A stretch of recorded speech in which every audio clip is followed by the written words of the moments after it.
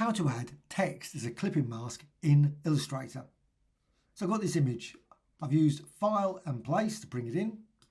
Now go to the Type tool in the Tools panel. There's the Type tool and just create some type. So I'm just going to click on the document, Word, and I can resize it. So I can drag that out. You can set the font. Just set here. I'm going with bold. Also, I'm going to change the colour so you can see it. It's obviously with a very dark background. Now, resize that and you can see the word Word. How to get it crunched up. Go to the character panel. Here's the character panel. You can find that in Window and down to Type and Character. And you got over here the tracking. With that selected, you can just go -100, so it's not so crunched in, or maybe -200, so you can really crunch it in. With this selection tool, select both of the objects, the text and the image. Go to Object and down to Clipping Mask and Make.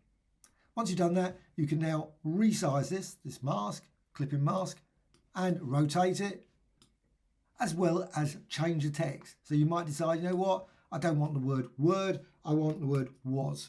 I can just quickly change it. It's still live. If you want to move the photo with the selection tool, go up here. And there's an option here, Edit Contents. Click there, and then you can see this bounding box. Just resize it. So you can resize it, and you can also move it around, reposition it, as well as rotate it as well. Once you're finished with that, go up here and again click there, and you're back to normal, and you can then move it, resize it, etc. Hope you found this tutorial of interest. Any questions, please let me know in the comments below.